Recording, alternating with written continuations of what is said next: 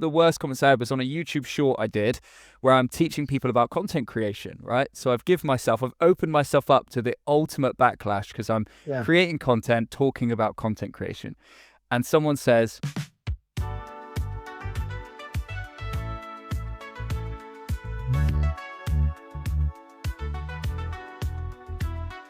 so today I have David Falkner with me. Hello, David Falkner. Hello, Dean Seddon. So for anybody who doesn't know Dave has been working with me forever, since he was 20. Yeah, about 10 years now. 10 years this year, I think. Scary, isn't it? 10 years, right? I know. The other day, like Louise was saying to me, Dean, you're getting old now. There's not much difference between you and another member of staff who's been with us for quite a while, Dave. And I said, no. I'm closer to Dave's age than I'm closer to the other members of staff's age. And told her she was being rude. I feel like you've used that one a few times. I'm like, that's why you've kept me around. I'm like helping you stay. If I left, you'd be closer to them because I still feel comfortable. No boundary. I still feel comfortable that Vasco is old enough to be my father. He walks around at events and says he's got 60-year-old children, so he likes to make himself feel old, I think. Which is good. Yeah, and obviously you've gone on a little bit of a journey in terms of like you're now more present, more public, more out there. You're speaking at events and doing all that stuff. And I thought it'd be good to kind of talk about like how did you find that journey kind of going from like you do your graphic design stuff. I mean, you've always been fairly confident, so it's not like you were like an introvert or anything, but what was it like for you kind of going from like behind the computer designing stuff and doing all that stuff to actually speaking? I think it's scary. And actually, I was speaking to someone at our last event and they said, it's actually apparently the second biggest fear to humans. Like it's our second biggest fear is speaking in front of people. And I think number one was I can't remember what number one was, but it was the second big. Oh, the first one was death, right? First biggest fear is death. Second biggest fear is speaking in front of people, apparently. And it's a reason behind that. Apparently, it's an ancestry thing where actually we were told to get up and speak in front of people, and if it went badly, the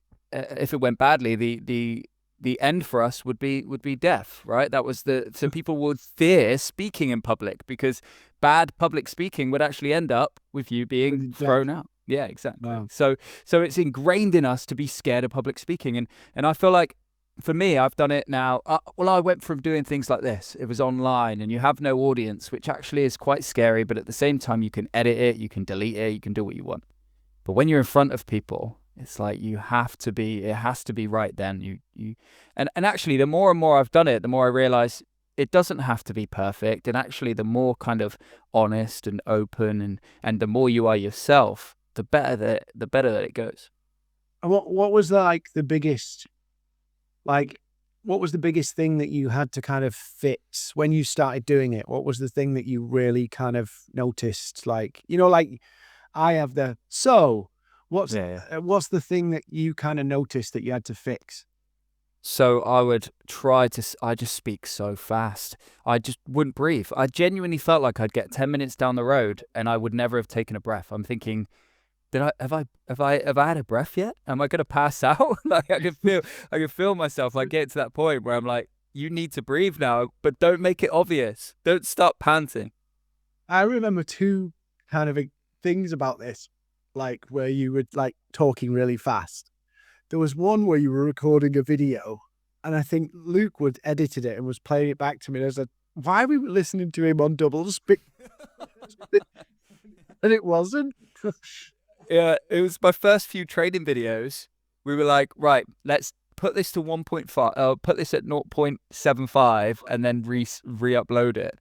So we actually would slow me down in my webinars and stuff because it was just, I would just run away. And it's a nerves thing. The more time you have to think, the more mistakes you think you'll make. So it was just keep talking and don't stop, and then make sure that you don't give yourself a chance to fail, basically. And how did you stop doing it? Because you don't do it now. I definitely don't do it as much. I feel like when I'm nervous, I'll start a bit quick and then I start to slow down. And I think the big thing that changed it for me was I used to think that the importance of being able to speak in front of people was about what you delivered. It's about the content. It's about making sure that you give them the right information and you give them the most amount of value as possible. But actually, I realized how powerful it was to engage your audience actually over the content itself. So like how much better it was for you to build an audience that were engaged in what you were doing rather than what you were saying. And I think then it becomes about delivering the right content. But if you cannot get an audience engaged, they're not listening, they're not taking it in. So for me, it was like, how can I do things? So at first it was slowing down, having peaks in my voice, and making sure that I was giving eye contact and addressing the audience. But obviously you've done this for how many years now? For a long time. Too many. Long time. I made a terrible mistake once, public speech. It could have ended, like, in now it would probably end my career, but like I was weird because I was actually talking about God and religion. And back in the day, I was obviously involved in the church and everything. And I was asked to go to a school to give a talk. Okay. And it was a religious school. And you know, when you're talking and sometimes you don't know what the next word that's going to come out, you know what you're going to say, Yeah. but the way you say it isn't always in your control. So I was there and they were asking me like, they were asking like good and evil, and like if you were kind of, is a lie, you know, for God, is a lie as bad as like murder? Right. This is what I said. I said, well, God sees all sin, evil, the same. Yeah, there's no distinction between it's this little one or this big one. So think about it like light and dark, right? Light and dark. It's just binary. And if you're light, you're good, and if you're dark, you're bad. Oh my! Could you imagine saying that now? I just said. Because it doesn't matter if your intention. The thing with the clip now, they just take the clip and use that. Exactly. Yeah. The context is gone. And almost every celebrity at some point comes across this problem with taking things out of context and shaping you to be someone. They'll forget the sentence you said before, which is, here's the context. This is only about this. You say the thing and they just go, no, it was about something else. Oh, it's crazy. So yeah, sometimes you have those moments where you just like, in the moment you're trying to explain something and you're not really thinking so much ahead of yourself about how it could be misinterpreted. And yeah, I've had some other silly ones, like you know, I've spoke with my fly down. And you know what? That's become a paranoid thing. You know, when you're looking out in the crowd and you see people's faces and you can see people smiling, people looking engaged, and then you see some people like frowning maybe. And then there's some people where they look at you and I think, is my fly down? Yeah. Yeah. The panic sets in. Yeah. And I think it's like, again, you can see when someone's eyes are at your eyes or whether they're somewhere else and they're like looking at my mouth or something and I'm thinking, I've got something in my teeth. Or they're looking down at your shirt, I got a stain there. And then you start to focus on it. So when you're trying to confidently speak, but all you can think is, I've got a stain or I've got something in my teeth. And then you can't remember what you said. And actually, the way I've learned to do these, I tried to do them scripted. And I know, Dean, you've always struggled with scripted, and you've always been someone who's been a lot better at just going off on the fly. I started scripted, and I realized that. Yeah. I started scripted, and I realized that actually it was really negatively impacting my videos to the point where I was never looking at the camera. You could see I was reading. It was robotic in my tone. And then I started to go more improvised. And what we've just been talking about is the problem. The good thing with being improvised means actually you come up with some gold because you just kind of, you don't feel too much pressure. You've got more confidence. But if something slightly interrupts your train of thought, you've got to somehow find the rest of what you were saying out of nowhere, and you've got no time to come up with it either. Yeah, it's like when we're talking in the office and we say something between us, and then we go, "That was good. That what did I just say?" We're in a world where actually you have to record and transcribe absolutely everything. Literally, as soon as we start talking, we record everything. So obviously, this must be like, it's hard for me to remember because it's like so long ago. But your journey over the last few years, what do you notice about like the scariness and how you handle what could be like, you've had some people who've disagreed with you, probably. You've had some people who've had a different opinion. Sure. Or even maybe critical even. Yeah. How did you kind of cope with that and not let it like fester?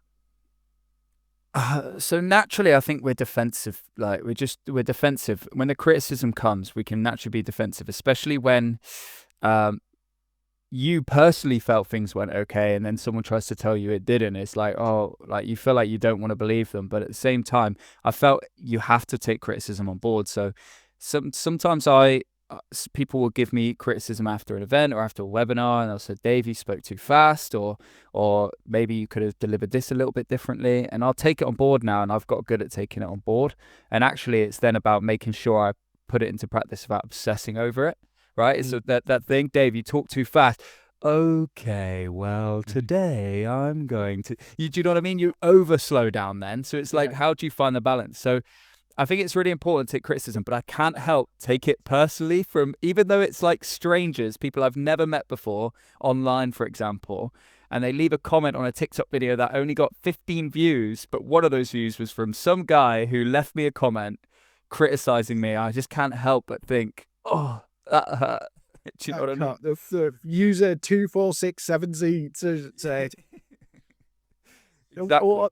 What's the worst one you've had? What's the worst like cutting comment you've had on social media? Oh, the worst one, like YouTube. To me, I've never been a social media poster, right? Unless it was for the company and it was something that was to do with work. The only time you catch me posting is when I had to. Do you know what I mean? To celebrate an event, my wife was getting me to post on our anniversary. Oh, right. It's one of them.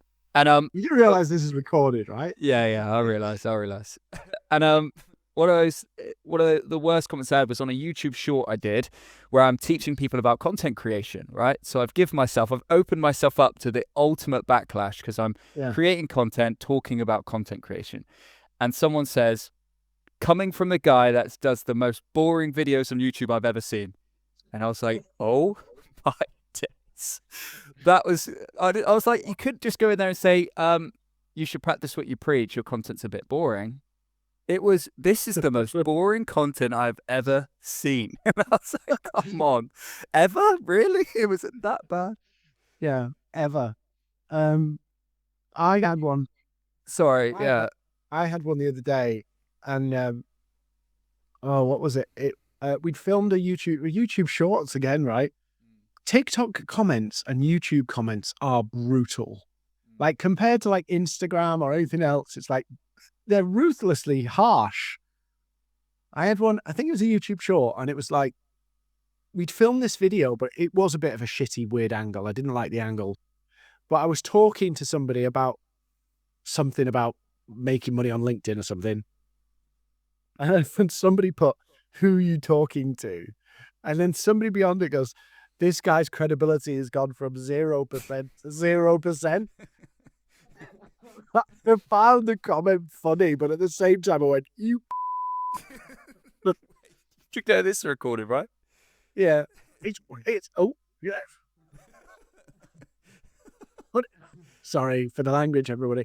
But it is weird how these like random people who are like often hidden behind a username and a profile picture that like it's anonymous will say the most horrible things. Oh, you go to their profile, they've got 4 subscribers, they've shared one Fortnite video of them and their 13-year-old mates playing Fortnite, and yet I'm taking it personally that they're saying my content's boring. And I'm thinking, but someone in my workshop said I was the most engaging presenter they've ever seen. But I don't care about that. That's gone. That's out of my brain straight away. But this 13-year-old who's playing Fortnite on YouTube told me that I'm boring, and now I'm like, God, I need to change up my whole content strategy. Maybe I should do something else. Maybe I should go stack shelves. Exactly. Maybe I should just give it up. I think no, that's like the hardest bit, is coming to terms with some people are going to shit on you online. I think that's really kind of difficult to kind of get over. Do you know what I mean? Where you don't care. The Twitter for me was a big thing, because I used to football Twitter, for example. I love football, so I go on Twitter for it. It's great there for it, for updates and things. But fan bases are the most toxic thing you've ever seen, and this could be any fan base.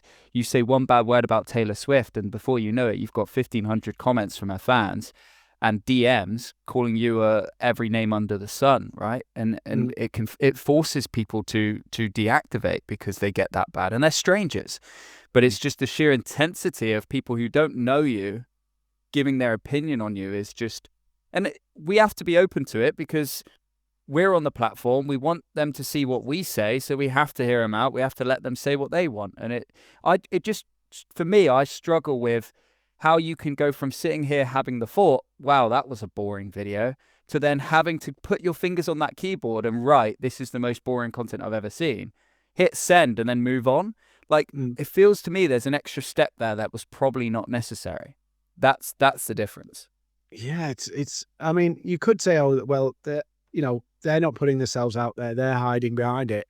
It's easy for them to come and rip somebody else, but like they're not doing it. But still, it's like, what motivates people to be that like I watched this guy on YouTube, and he did a video yesterday, and I didn't like what he had to say, and I thought he was off the mark. Yeah. So I did a comment, but I was like, I wasn't getting at him. I was saying, I think you're off the mark here, and here's why. Yeah.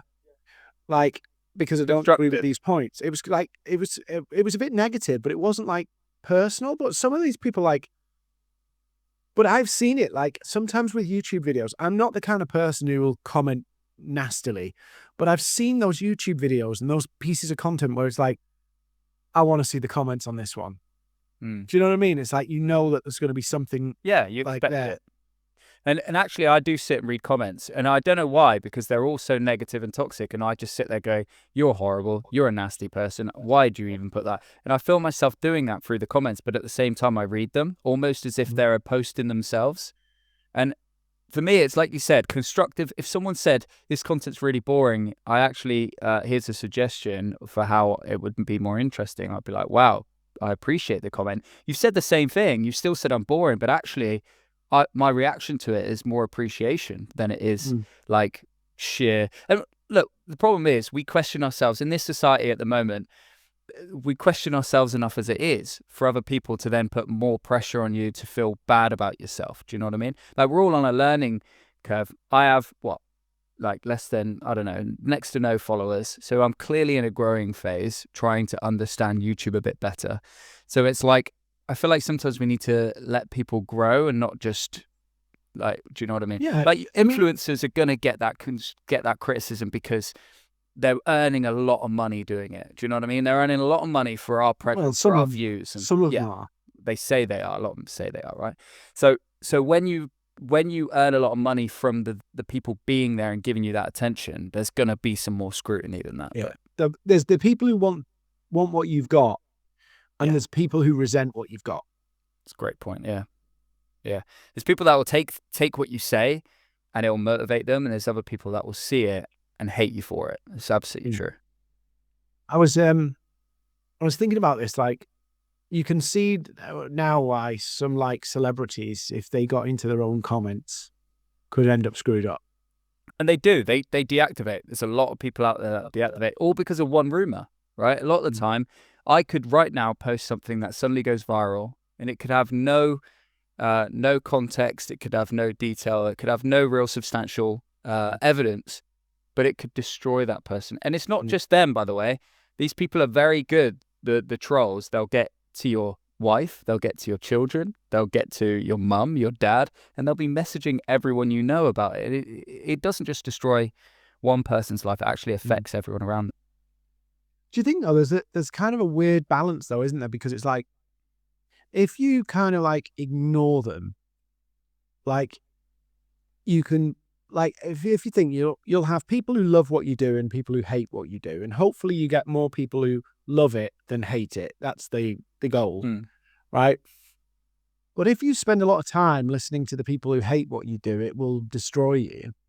But actually, if you ignore them and only listen to the people who love what you do, you kind of become like, what's the word? Like, almost oblivious to like the reality of, blind to your flaws kind of thing. Yeah, absolutely. When you only consider positive reinforcement and not negative, I think, and you do get that, the more popular you become, the more of the positive you probably see. So actually you end up getting really almost over reassured to the point where you think you're a little bit untouchable, and actually that can be damaging for some people's career because it really affects the personality. And that's why people say money changes people, because actually when you have a lot of money, you'll see a lot of fake attention, and you'll actually mistake that for people that like you and think that you're amazing and all this stuff. Yeah, it's like the Vladimir Putin syndrome, isn't it? It's got like, he's got all of the people who agree with him round him. He'll do yes, sir, no, sir, 3 bags full, sir. So he's like blind to the flaws in what he's doing. Absolutely. And I do think we need negative comments, like I said. Even though I'm against some of the stuff that they say, I do think it's important. And look, Dean, from our perspective, in our world, comments, no matter whether they're negative or positive, helps us, right? It helps us in terms of reach, visibility, more attention, right? They always say no. It's like the bad press is better than no press almost. And it's like that same thing. If you get any engagement or any attention, it's still positive. And some people build a career off bad attention, don't they? Yeah. Well, we know somebody like that. Andrew Tate's done that really well. One of the things we did on that kind of attention thing, the TikTok thing we were doing, me and Tom were doing on my TikTok. And for anybody who doesn't know or doesn't follow me on TikTok, I did a run of talking about current affairs. And in my videos, I stayed neutral. Like, I literally just asked people both sides of a political debate what they thought. And weirdly, I got slammed from both sides of the political debate. Wow. Right. Some people were commenting saying I was a right-wing nutter. And the other people were saying I was a left-wing libtard. Oh, God. But I was just literally asking people questions about what do they think about this? What about this? And it was so funny to watch how, like, if you have a particular viewpoint and then you come to a piece of content, you almost project what you think onto it. Yeah, absolutely. And it's like they'll overanalyze something that doesn't need to be overanalyzed. It was just a very down the middle. I just want to hear your thoughts on this point. But we'll overanalyze it. We'll overanalyze you. What are you wearing? What do you look like? What do you have behind you? And then we'll go, yeah, he's this or he's that. And we're quick to just assume or judge based on that. But I think that having 2 points is actually good, though, because you've got the best of both worlds in a good and bad way. And the best bit was watching them fight with each other in the comments, arguing back and forth. You looked over. It's funny. Yeah. What do you reckon then?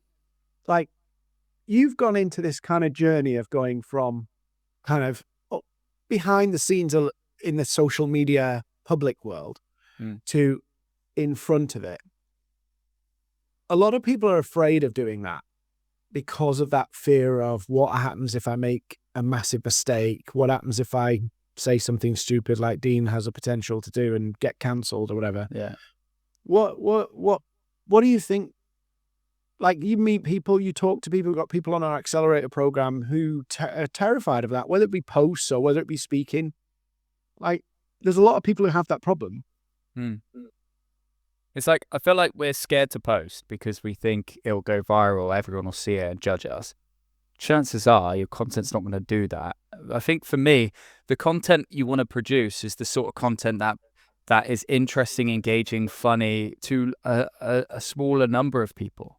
And that's kind of the road I went down. You're going to get a fewer people it's irrelevant to, But I'm never going to be the sort of person that's reaching numbers like Kim Kardashian because my audience isn't that big, or that's not the audience I want to aim for. I'm not trying to appeal to the masses. I'm just trying to resonate with a group of people, a specific group. So if everyone outside of that group sees my content and doesn't like it, who cares, right? They're going to forget me in 2 minutes, probably 2 seconds, to be honest with you. And I think we can overthink and actually we can overproduce to try and make content perfect, to try and go for like a one-hit wonder or really try to compete with everything out there. But actually, I think the best thing is just being yourself. My best videos are the ones where I've handheld them with my phone, with my hand in my phone. And there's been no overproduction at all. And actually, those have been my highest performing videos because actually people resonate with raw and authentic content. So do you think then, right, with hindsight, so thinking back to your little journey, trying to remember the first time you did an event, what happened, but I feel like the first time you did it, you were kind of dropped in the ocean. Yeah. Was this in person or online, do you mean? In person. Was it like an Oxford one or something like that where you had to go and do it on your own for the first time? Oh, it was for a company that kind of delivers for free events for businesses, wasn't it? Yeah. It was in Oxford, and it was for a company that helps out local businesses, and it was almost like they pay us they pay us to deliver these, but it's almost like there's less pressure. People haven't paid to see it. They're not in the same journey as our typical clients. So it was almost like, even though we always want to deliver top tier training, it was like almost like there was a little bit less pressure on this to be absolutely perfect. But did you find like going in and doing it, like, is there another way to prepare for it, or was the best thing for you to actually just go and do one?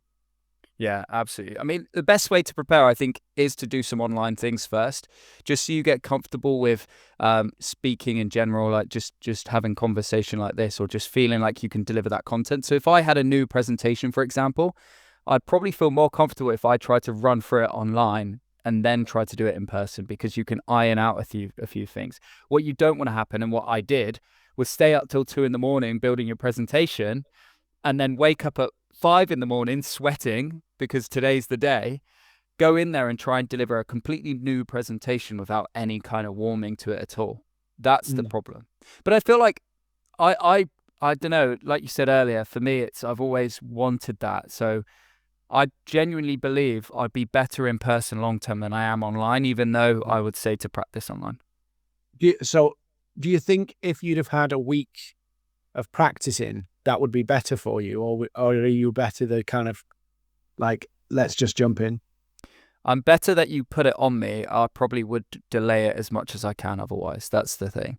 So I feel like the more time you have to worry about it, the less you want to do it. So I do think just turning up and doing it is my best way. And I think the first 5 to 10 minutes, I'm always bad. But if you know what you're talking about, meaning you know the subject matter, I feel like once you get talking, you open it up and it's different. What, you mean you get nervous at the beginning of your talk, Dave?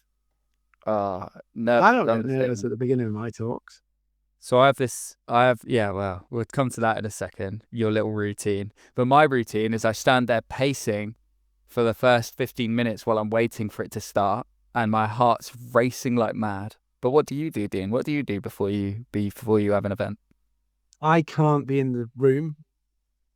So if I know I'm going to speak, I have this real kind of nerves, like for the 15 minutes before, of like all sorts of weird things like that go through my mind, and it kind of clogs my thinking up. So I kind of have to hide. I know that sounds like a bit diva-ish, like, oh, I'll go and hide in a room or something and then come out for my talk. But it's awful. Well, you've seen me, right? You've seen me. I turn into like a weird person. Why do you think you do it? I think it's it's a couple of things. It's the pressure. It's the pressure of wanting to deliver. But also it's like, particularly when it's a workshop, it's a bit different if it's a large audience and you're just one of the speakers because there's other stuff going on and you're doing your own thing. But if it's a workshop where I'm the main speaker, like, I feel like some kind of pressure to fill the gap as the room's filling up, and I feel like I need to talk to people. And like I'm not very good in social situations, So so you're actually less worried about delivery, but more worried about the small talk before to make sure it's not yeah, just we're all stood in yeah. silence I, I waiting. I feel like if I'm in the room and we're waiting for the room to fill up, and I'm the main speaker, I feel like I should be walking around talking to everybody.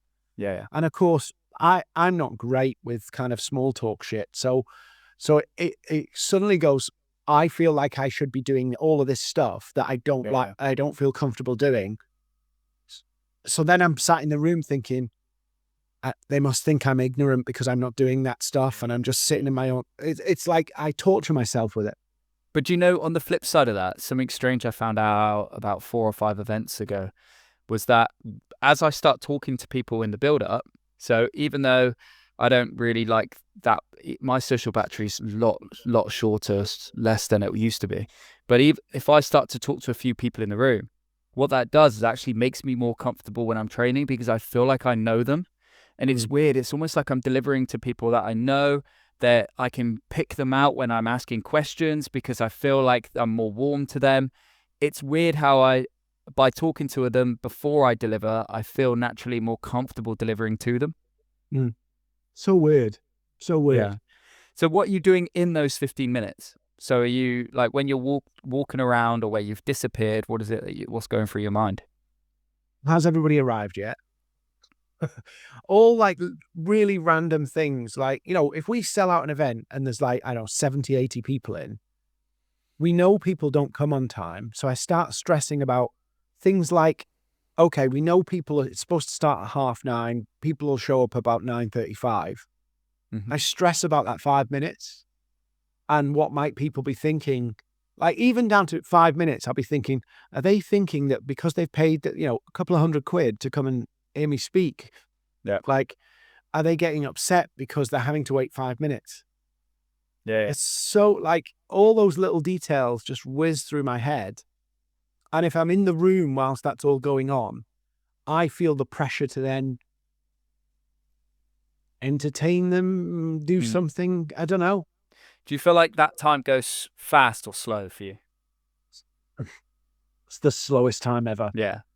It feels like it's never gonna like happen. Except from when like you're waiting for people to turn up and you're in the room, because then you're looking at the clock, it's 3 minutes to go and you've got half the room missing. And you're like, and then please. and the annoying bit then is you start and a couple of minutes in you get this wave of people walk in the room. Yeah. I guess like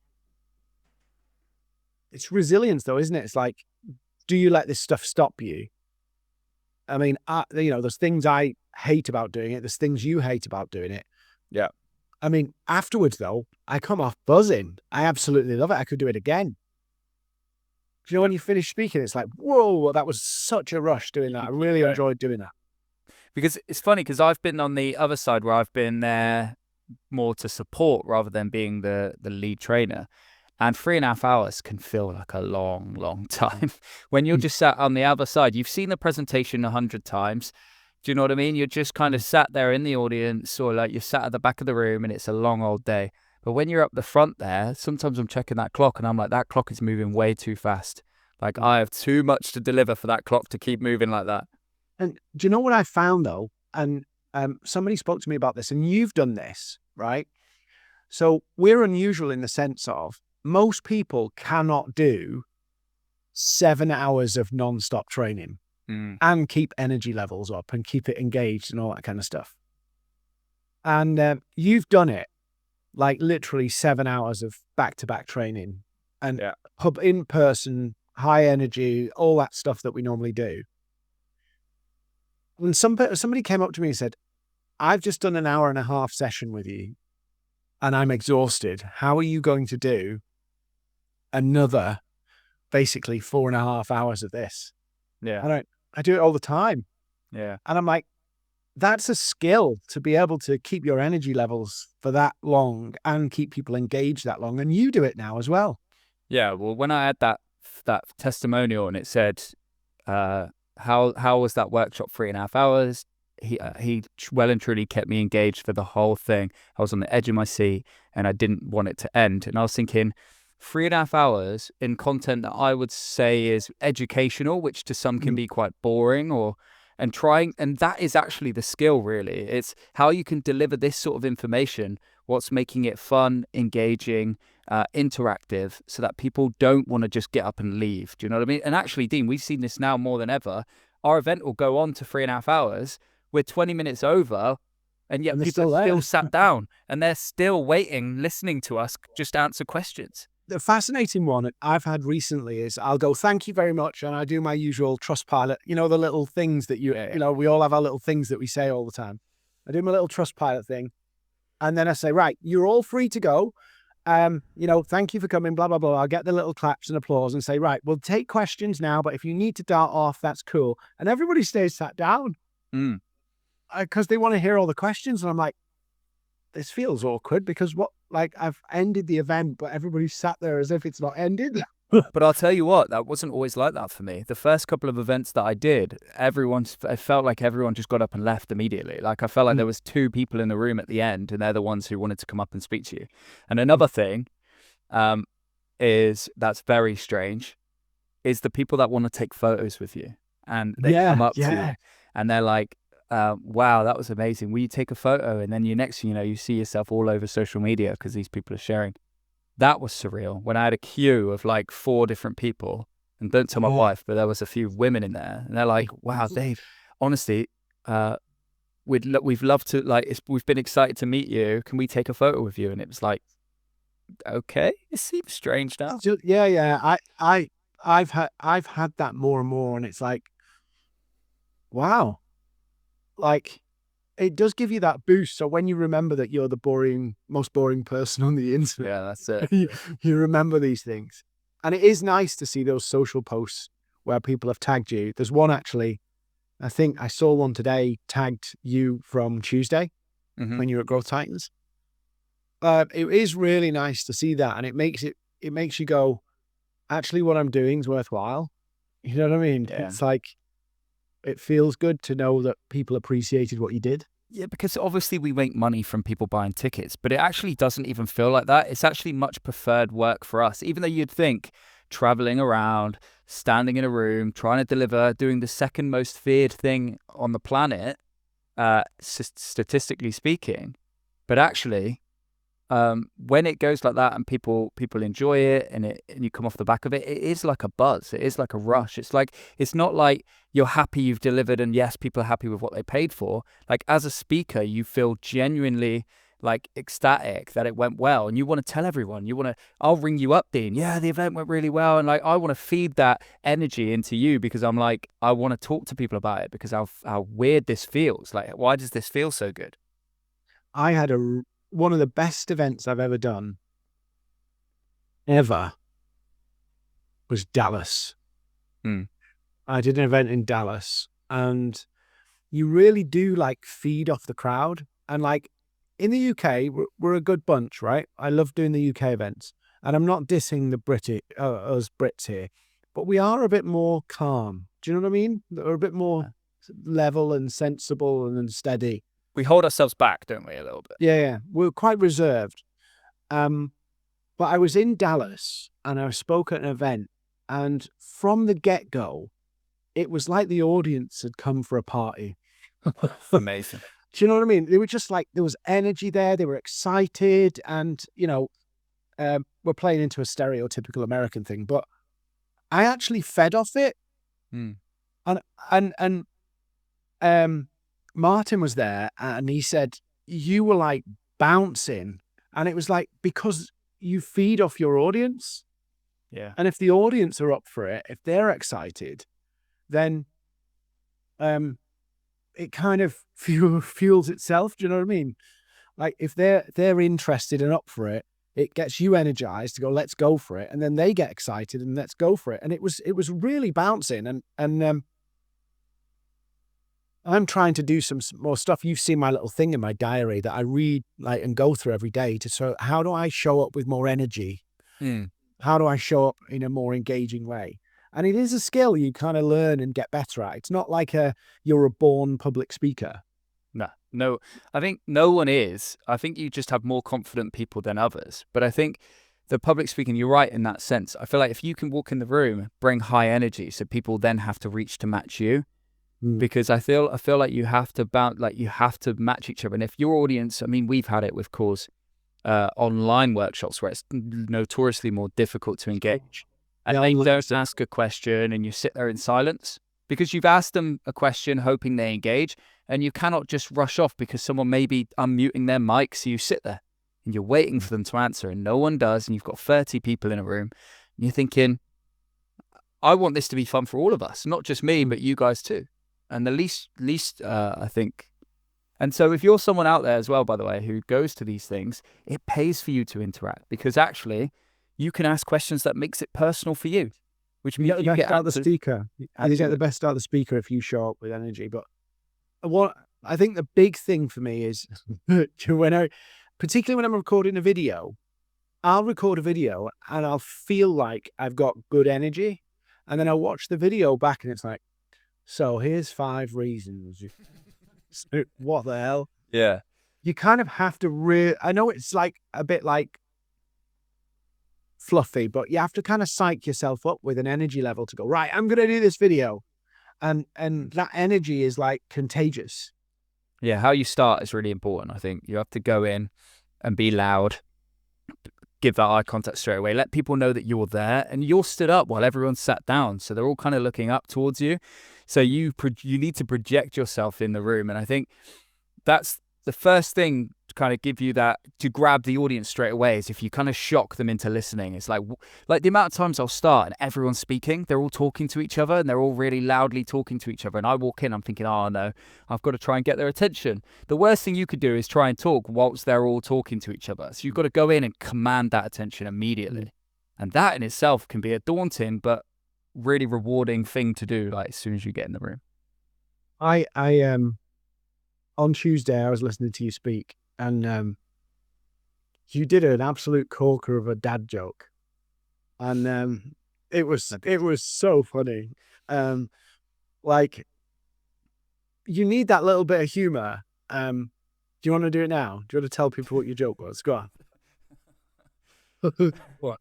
I'll tell it in a second. But the thing is, right, I'll give you the reasoning and then I'll tell the joke. So I was super nervous because you're following a load of people who are used to speaking, including yourself.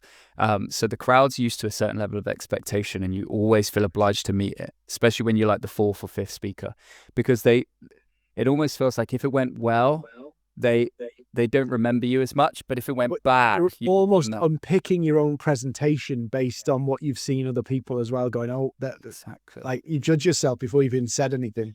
Absolutely. And you're judging them for the things that you think they may be doing slightly wrong or slightly right. And actually you're starting to go, no, I need to really do that. And you start to overthink when actually you just need to do what you normally do and you'll be fine. But I went in there and I was thinking, right, this is a bigger audience, well, a bigger room to what we're usually talking in, and a wider room. So you've got to move yourself about a bit more. You've got to be loud. But I was like, one thing I don't want it to be is boring, or like you're getting kind of halfway through the day here and people just need. And actually, I knew the sort of jokes I know, right, are dad jokes. I don't know any jokes that kind of has anyone roaring with laughter, except the fact that I look across the room, you can share public, falling over. Yeah, you exactly. Can share public. Exactly. Look across the room and I see Dean laughing and rolling over, and it was basically I was building up to the fact that I wanted it to be related to what I was saying. I'm talking about digital sales and marketing. And I knew I was getting to a strategy that we teach, which involves things like this, like video events and webinars and lead generation. So I was like, what's a pirate's way to generate leads? And I went, webinars, like that. But I like came out to the crowd, I put my head forward, and I was just like, everyone, you could hear their reaction. It wasn't like, ha, ha, ha, that was amazing. It was like, oh my God, he did not just do that. But it just completely changed the dynamic, right? That's the thing. Yeah, but you know me and you know what I've just done to myself by saying that joke. So it's not just the joke's funny, but it's almost like, oh my God. Like, and it does feel like the crowd immediately after that just grew a more of a connection to me. And I've had probably 6 messages. I had 4 people come up to me afterwards. I've had multiple things on LinkedIn of people just telling me how engaging and how amazing my talk was. And I was like, wow, it just like, that must play a part, humor. And and So you're going to use the old webinar angle in every talk you do now? Well, this is the ask thing now. Every time we speak, we always have like some similar stories we like draw. Oh yeah, that's right. Yeah, like I'm trying to think what's my funny things that I said. Fire alarm. The fire alarm thing. Oh yeah, it's fire alarm. Yeah, the fire alarm. So it's like we're not having a fire alarm today. So if it goes off, run. And that's a starting one, right? So it just makes you like, this isn't your boring normal thing. We've got a speaker who actually does like a laugh. Yeah, you need to kind of like you need to kind of like you kind of have to change that dynamic, otherwise it stays very serious all the way through. And I sometimes will like I'll do things like what happens in the room stays in the room. Anybody got banned from LinkedIn and say who's lying? And it can be quite, I mean, you have to kind of really judge the audience because like, but most people I think are good sports. I think you're right. I think it's about making the right parts funny when you know they should be serious. So it's like at the end, I always say, look, it's testimonials. We need them. They're our bread and butter. It's literally how we get to do these events, because people see your testimonial and they choose to come, and we're educating more people because of it. And I know that's a boring thing to get them to do. It's a boring task. So I always turn around and always say, and if you didn't like me, don't you put that online, right? And I said, if you did, make sure you say my name. And I'm like, if you didn't like me, come up and talk to me afterwards and tell me instead. And people always laugh because I'm addressing something like that, even though I know deep down that shouldn't happen. But at the same time, by addressing it, you show people that you're human, I think, and you add a bit of comedy to a normal boring scenario. Yeah, it's it is fun though, isn't it? It's like there's nothing more rewarding than, you know, you can almost see people's faces when something like they get a new idea and go, oh, they kind of, you see it in their faces as you're talking. Yeah, those moments. What do they call them? Wow, not are they wow moments? Yeah, so like people, you see them pinging, don't you? You can see them in it because you've got a view of the whole crowd, and like you see them nodding, and you're thinking, yes, I've got them now, and this just motivates you to keep going, and I do love it. I think obviously you've seen this more so than I have, doing the slightly different languages and cultures and the different environments. I haven't experienced that as much as you yet, so I'll be excited to see the difference and how I act differently when I'm in front of a crowd that lives a very different sort of. I tell you what was tricky when I flew out to Eastern Europe to do a digital marketing conference, and you know what I'm like, I'm quite chilled out. Yeah, that'd be cool. I'll do it, no problem, right? And then when I got there and realized it was I think 800 seats or something like that. There's 800 people and 7 translation booths. Oh wow! And I was like, oh shit, all my jokes are not going to work. Yeah, basically. Because obviously the language barriers, cultural. Well, the translation as well, right? They'd translate them into something completely different. Yeah, but I thought, do you know what I said? This is my first time to Romania, and all I know are British jokes. So I'm going to tell the jokes, and if you don't laugh, I'll tell you it was a joke, and then you laugh just to humor me. And that was the best joke I did. But yeah, it's just like, you've got to have, like, I think people can tell when you're having a good time. Yeah. And if you're not having, if you want to be there or if you don't want to be there. Yeah. And I think people will also can tell if you want to help. Like, if you're just speaking because you want to speak, it kind of comes off in the way you put yourself. But if it's like, actually, I really want to do a good job for these people, I really want to help them, that kind of comes out. Like the intention, do you know what I mean? Yeah, and that's why I think storytelling is so good, because it shows authenticity and people relate to it and they buy into it, because we can easily just get a book or a manual and read what the content is in the manual to someone and just put a PowerPoint slide up and talk through the slides. And a lot of like government presentations feel like that. But our job is to make it feel relatable, make it feel accessible and achievable. And that comes from showing more of our experiences as we're doing it. And I think that's what makes a trainer, is almost showing that I'm a human teaching you another human to do it, and if I can do it, you can do it too. It's like do you see what I mean? Yeah, that's kind of angle we have. So just before we wrap up, because we've gone quite a way here. Yeah. How do you deal with like difficult questions or questions where you don't have a concrete answer? How did you get to deal with that and manage those kind of tricky questions? So I still get nervous of this now, but I used to be really nervous of people asking me something I didn't know. And then I realized, actually, I don't need to know everything. And that was the thing for me. It was, if I didn't know, don't try and force myself to answer it. Just say to them, oh, it's not something I'm completely aware of at the minute, but grab me after this.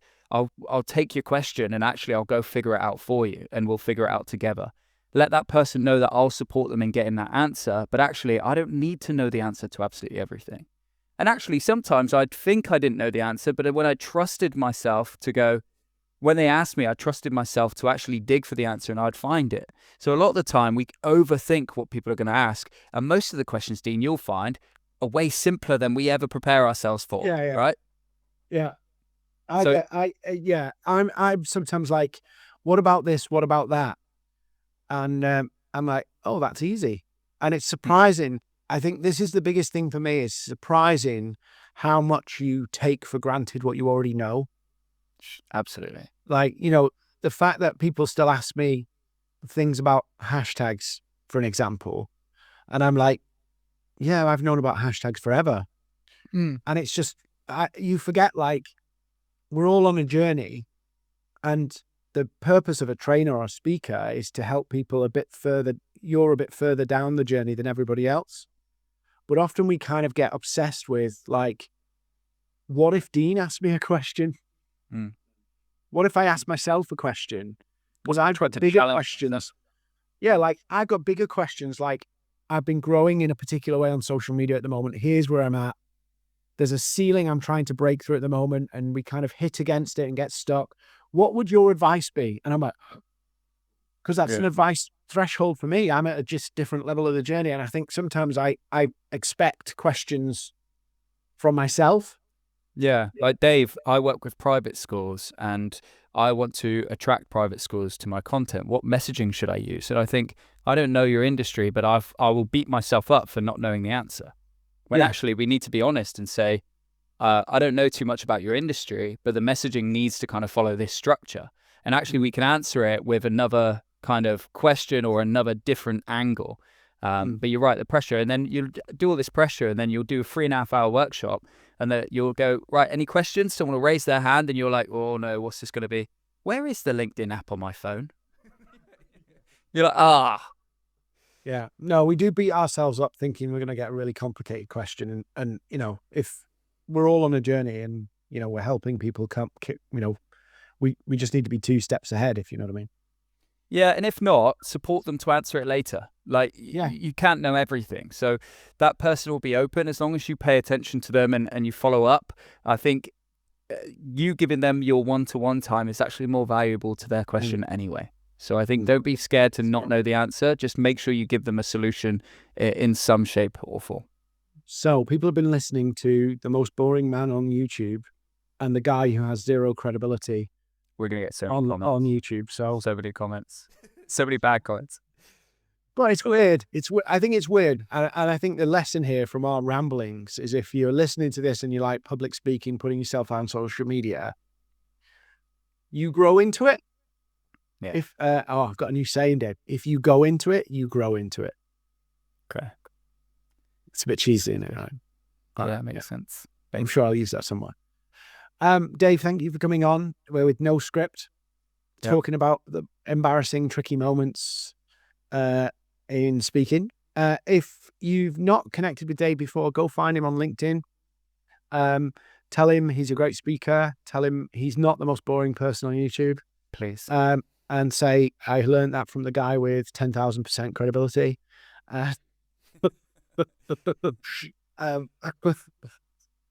No, thank you for watching, everybody, and go check out what Dave's up to, and maybe go see him at an event.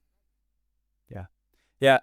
Look, follow me on LinkedIn. We're always doing webinars, podcasts, and things like that. Like, I do a lot of stuff on my own too, but it's great to get on this with Dean. And yeah, hopefully we'll see you again soon. Let's ask him a tricky question. Yeah. in the comments. Give me some time to respond. Cool. Right. Thanks, Dave. See you later.